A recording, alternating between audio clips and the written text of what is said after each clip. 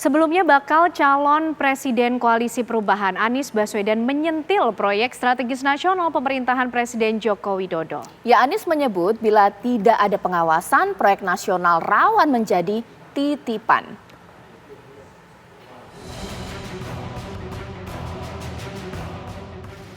Di tengah pemerintah sedang melakukan pembangunan infrastruktur, proyek pembangunan strategis nasional justru mendapatkan komentar yang membuat kuping panas. Bakal calon presiden yang diusung dari Koalisi Perubahan Anies Baswedan menyampaikan soal tata kelola PSN apabila tidak betul akan menjadi titipan kanan kiri. Kita sering saksikan kebijakan-kebijakan yang tanpa governance yang benar dia muncul. Saya beri contoh. Satu ketika saya ditanya tentang PSN, program strategis nasional. Saya sampaikan program strategis nasional secara substansi itu baik-baik saja. Yang problem yang kita sering alami adalah bagaimana PSN itu disusun. Ketika PSN itu disusun dalam transparansi dengan pelibatan publik dan pelibatan semua. Lalu rujukannya apa? Rujukannya ada RPJP, Rencana Pembangunan Jangka Panjang. Turunannya Rencana Pembangunan Jangka Menengah. Turunannya kemudian Program Strategis Nasional, merujuk ke sana. Tapi kalau itu tidak dikendalikan dengan baik, PSN ini kemudian menjadi titipan dari kanan kiri yang masuk tanpa kita ketahui bagaimana proses itu disusun. Kenapa itu dibuat? Supaya mempercepat berbagai macam program yang sesuai dengan RPJP, yang sesuai dengan RPJMN. Itulah sebabnya dijadikan fast track.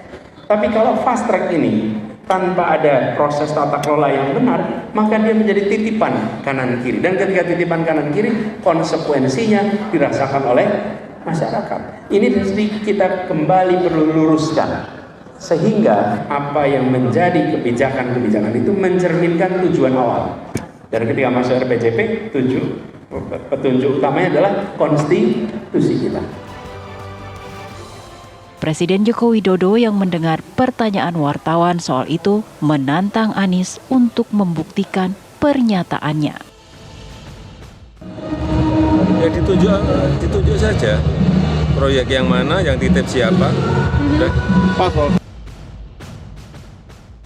Senada dengan Presiden, bakal calon presiden dari PDI Perjuangan Ganjar Pranowo pun meminta agar membuka secara transparan dengan data yang akurat agar tidak ada interpretasi lain. Sebutin aja datanya secara terbuka, yang nitip siapa, pakai data. Kalau pakai data nanti tidak akan membuat orang punya interpretasi lain. Pengamat politik Adi Prayitno menangkap pernyataan Anies ini bentuk dari diferensi politik sebagai orang dari luar pemerintahan. Anies ingin terus menunjukkan diferensiasi politiknya sebagai sosok yang selama ini sebagai antitesa dari Jokowi. Apapun judulnya, Anies itu adalah non-pemerintah yang selalu diasosiasikan sebagai tokoh oposisi yang potensial maju di 2024. Jadi tidak mengherankan kalau kemudian narasi-narasi politik yang dibangun oleh Anies itu cukup kritis dan agresif menyerang Jokowi. Karena memang sejak adanya PKB bergabung seakan-akan Anies ini masuk angin, tidak punya narasi yang agresif bisa menyerang pemerintah. Dan ini merupakan strategi Anies untuk merawat konstituennya agar Anies terus kritis mengkritik pemerintah. Tim TV One mengabarkan.